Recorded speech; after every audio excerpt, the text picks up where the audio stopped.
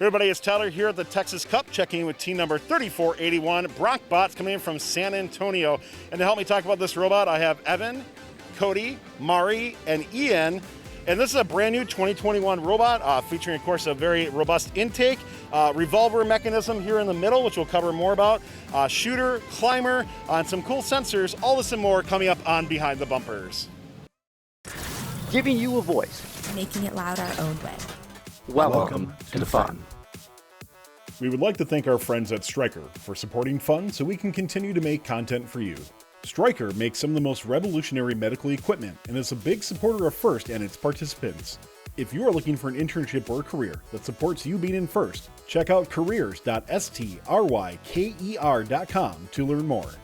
If your team or organization is hosting an off-season event, did you know you can stream it right here on FIRST Updates Now for free? Events that stream on FIRST Updates Now receive an additional 25 to 100% additional viewership because we help you promote your event on a large platform. If you're interested, reach out to us on any of our social platforms, on Discord, or send us an email at admin@firstupdatesnow.com. Let's get your off-season event streaming on FIRST Updates Now. Hurry, dates are booking fast, and we take first come, first serve for all our events. So, Evan, we're going to start off on this intake here. This might be the most amount of compliant wheels I've seen on a intake coming in, going in here. So talk to me a little about some of the concept and design behind it, and then, of course, we'll demonstrate it as well. Well, this is actually the fourth iteration of this intake. The first three were a lot more complex, and they never made it past the drawing board. But this one is what survived, and it's undergone a lot of modifications since its first creation. For example, we originally had 3D printed parts mounting to the pistons here. And then we also had, or originally, we were designing for a swerve drive. So the intake was a lot smaller, meaning that the pistons had to be swapped out later in production. One of the interesting bits about this is that when this intake is stowed, it actually is outside the frame perimeter. So what we've done is we have these bolts here that we arm before each match and then push it in so that it is within the frame perimeter. But after the first time it's deployed, these bolts pop out and it retracts to a better position because otherwise it would interfere with the revolver. Oh, sure, that makes sense. So as it comes in here, it's still going to guard against power cells, or can we see the intake actually come up so we can take a look at that? Are we pressurized? Okay, so right now when the power cells come in, essentially, they're not going to be really hitting against us or anything. They're kind of free that way. What prevents them from like popping out right here then? We've had an issue with that before, but otherwise it's really not, or it doesn't come up very often. Yeah, that's fair enough on that. Let's continue on. We're going to go into the revolver next, which is going to be Cody. And I think after that we'll actually see a power cell come in as well with us. So talk to us about the revolver a little bit more. All right, so the revolver, this is kind of our second iteration of the revolver. For our 2020 robot, we had it for a moving floor, and we were originally a tall bot, so we had an indexer going up to our shooter. And that was one of our problems with our 2020 robot was we couldn't index very well. There was too many problems.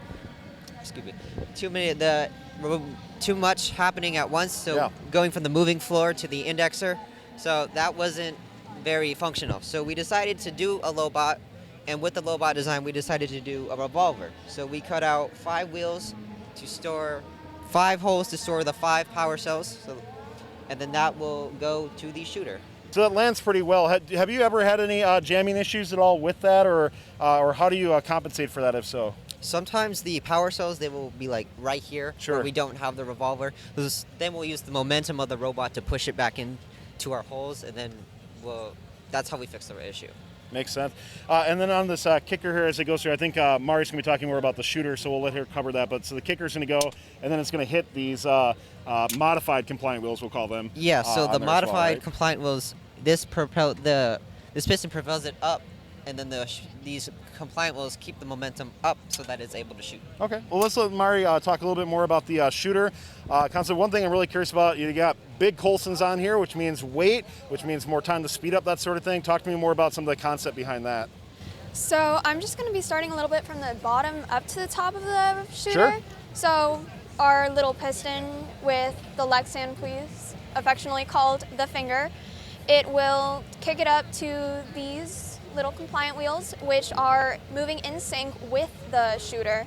Originally, we did have it as a regular compliant wheel, but we had a little bit of an issue of it rubbing on these, so it wouldn't move as fast or as efficiently. So we decided to just cut off these parts right here, and it made it work a whole lot better. If you can see up close, you can see that it's still hitting against these 1x1s. Yeah.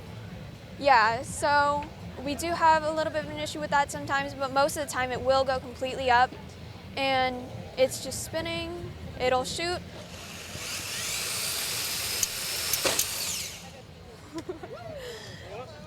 That should. That was definitely planned, Yep. right? But obviously Totally. shooting fast with that, right? And you're able to get it up to speed pretty quick too, so that's definitely neat. We do have a little bit of cool down period while we are shooting because I believe we are going to be changing the gear ratio. Sure. So originally we had it, well, this is the original. It's very even in gear ratios. So we will be changing that to a small and a large gear Sure. so that we can pick up speed more quickly, but it will have a little bit less torque. Yep. So it will pick up and we will see how that goes. And the hood on here, this is a fixed hood, or is it able to adjust? Yes, it is stationary attached by these rivets right here. Originally at the beginning of the competition, we did not have this hood attached. So we were basically shooting just straight up and over, and it was not having it. We have adjusted it twice. This is the second change in our hood position. And now we shoot from the 4-foot line, and we are almost kind of consistent on making in the inner hole. Sure. Let's talk about your climber. When we got here, actually, you were still in progress of fixing your climber on that. So talk to me a little bit about, one of the things that we don't always cover here on Behind the Bumpers is things that don't always work as well, right? Or things that you need to fix. So talk to me a little about, what's happening with your climber right now, how you plan on fixing it and moving forward with it. This has actually been a work in progress for the last 2 years. All right. So we've been through so many different catting iterations of it. We lost 2 catters who were originally working on this. We've changed the hook. We've changed the hook to that circular little thing right there. Yeah. And originally, when we had planned it for last year with our 2020 robot, when it was a tall bot, we had 2 of these on both sides, and we were just planning to hook up like that. But with this short bot and all the pneumatics and other stuff that we have here, we can only do it from one side.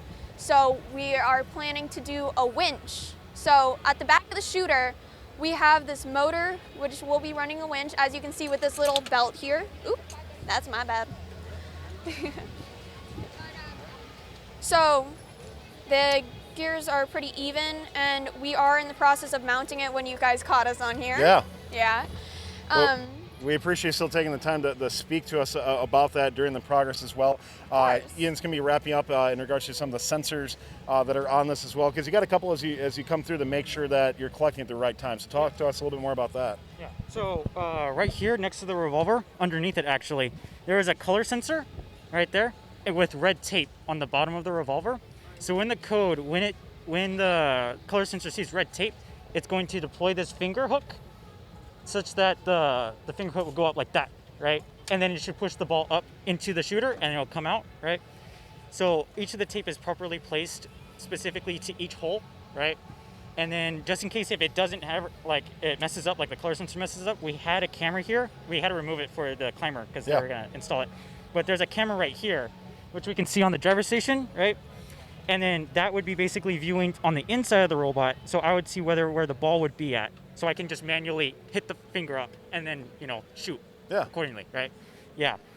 And then of course we have an encoder right here, but that was going to be used for actually getting to the particular speed that we needed to. Sure. But for right now, I'm just manually doing it with my with the trigger, So that is more of just a time constraint that we had, and then that along with the climber being installed. So yeah.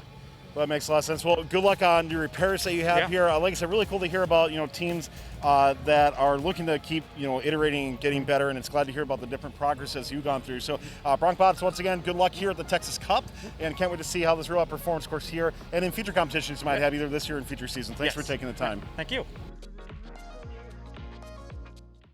We would like to thank our friends at Stryker for supporting this video. Stryker is looking for current and future FIRST alumni to join their internship program, and FIRST mentors who are looking for a great career with a company who actually supports their FIRST journey. Go to careers.stryker.com to learn more. You can also directly support Fun by joining Fun Nation. Click the join button, and just for a few bucks a month, you'll unlock special perks and directly support us so we can keep making great content. Don't forget to like, subscribe, and ring the bell to stay up to date on our new videos. Keep the conversation going and provide your input to our content. Watch our live shows at twitch.tv/firstupdatesnow. Join our Discord at discord.gg/firstupdatesnow, and check out Fun FTC on Facebook, Instagram, and Twitter, and First Updates Now on Facebook, Instagram, TikTok, and Twitter.